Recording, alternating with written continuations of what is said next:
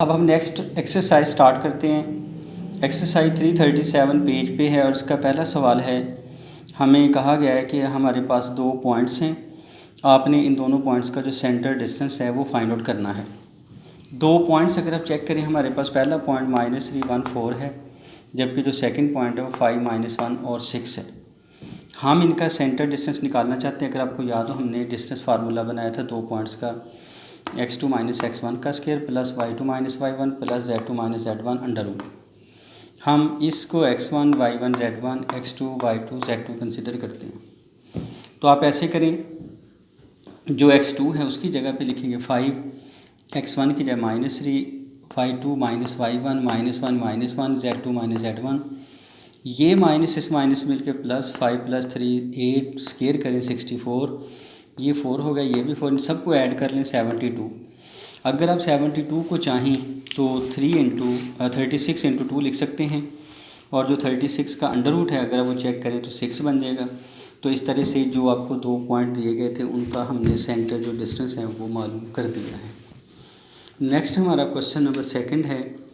उसमें हमें कहा गया कि find coordinate of the segment joining the points this. आपके पास दो पॉइंट्स हैं, आपने इनका जो मिड पॉइंट है वो मालूम करना है। मिड पॉइंट निकालने का फार्मूला ऑलरेडी हम लिख चुके हैं, x = x1 + x2/2, y = y1 + y2/2, और इसी तरह से z = z1 + z2/2। तो ये x1 y1 z1 x2 y2 z2। तो आपने फार्मूले के अंदर x1 की, x2 की, y1 की, y2 की और इसी तरह से z1 की और z2 की वैल्यू पुट करें। उसको जब आप सिंपलीफाई करोगे तो ऐसे जो पॉइंट्स 1 2 5 निकलेगा वो इन दोनों पॉइंट्स का मिड पॉइंट आएगा, और यही आपने मालूम करना था।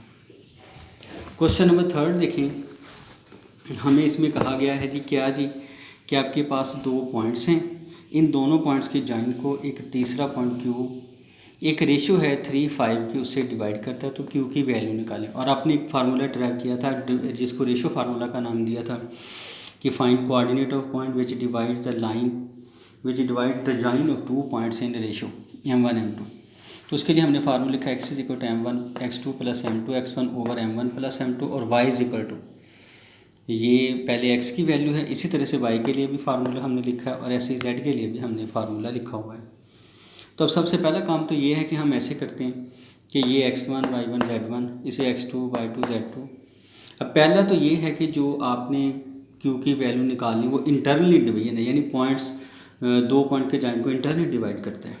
यहाँ m1 की वैल्यू पुट करें, यहाँ x2 की, जैसे मैंने कहा था ये x1 है, ये y1, ये z1, x2 y2 z2 है।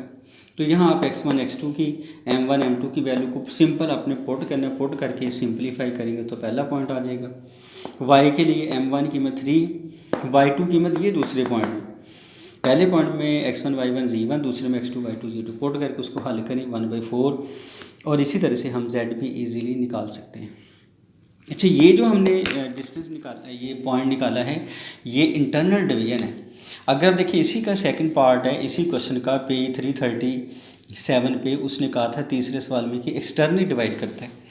जब वो एक्सटर्नल की बात करें तो यहाँ आपने थोड़ी सी चेंज करनी है कि प्लस को माइनस में चेंज कर दें, इसी तरह से नीचे भी इस प्लस की जगह पे माइनस कर दें, ऐसे यहाँ पे प्लस की जगह पे माइनस, नीचे भी प्लस की जगह पे माइनस। इसी तरह से जब आप ये z2 वाला निकालेंगे, यहाँ प्लस की जगह माइनस कर दें, नीचे भी प्लस की जगह माइनस।